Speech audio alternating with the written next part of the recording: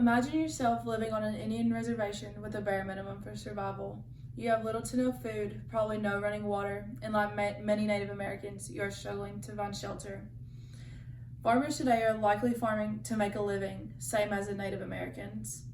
An author named Taylor Brown wrote a news article on Native farmers, saying when you see the community growing their own food and being involved in the growing process, it makes a difference. People enjoy having fresh, unprocessed foods, and like the natives say, when it is unprocessed and straight from the ground, it's the best because it's from Mother Nature herself. As a Native American of the 3 affiliated tribes, I've always been involved and intrigued to what is happening on the reservations. It is important to understand the hardships that natives have and are going through. The history of the reservations, the impoverishment and the unemployment, and also the lack of health care. With that being said, together we will dig through the Native history, the struggle, and how the healthcare is today. To begin, we will go back in time through Native history. Have you ever wondered who the first Native tribes were? Elizabeth Pauls, the author of The American Indian People, says the earliest Indians were the Paleo Indians of North America. They were the first to settle in what we know now as modern-day USA.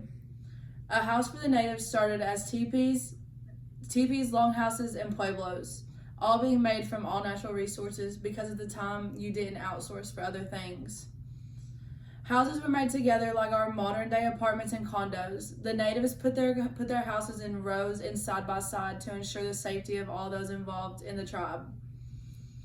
They sun-powered a lot, like their time of day when they would harvest and when they would put their crops in the ground. Like today, we use our modern-day solar-powered items to control things like our lights, our houses, and our cars. To continue, we travel back from history to the present-day tribes. Many tribes have fallen to harder times. An article by History.com, the editor states that the modern-day tribes are equivalent to that of a third world country. The reservation poverty rate is at a low of 25.4%. As real third world countries are struggling today, so are the Native people, the only difference being they are in our own United States.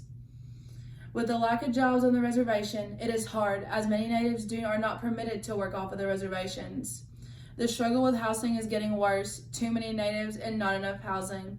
But with that being said, there are not enough resources to keep making houses. Now that we have been through the life of the natives today, and we have explored, we can learn the lack of the health care. Reservations experience very low funding to them. Although the IHS, also known as the Indian Health System, is given to them by the government, there's not enough funding to make it really good. When reading the Indian Health Survey, I found Indians born today have 5.5 years less of a life expectancy than any other U.S. race. Although many receive free health care, it is like having none. With that in consideration, Sarah Kwan, writer of American Indians' growing presence in the healthcare professions, says the University of North Dakota released the country's first PhD program in indigenous health. This would create better doctors and better services to the Indian people. It could also bring help from those outside of the reservations to bring help to those in the reservation.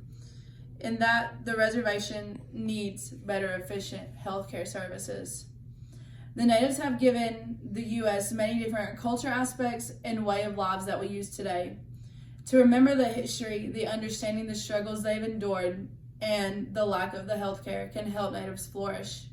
In 1938, a native man, Billy Mills, said, "You have to look deeper, way deeper than the anger, the hurt, the jealousy, and the self-pity. Way down deeper where the dreams lie, son.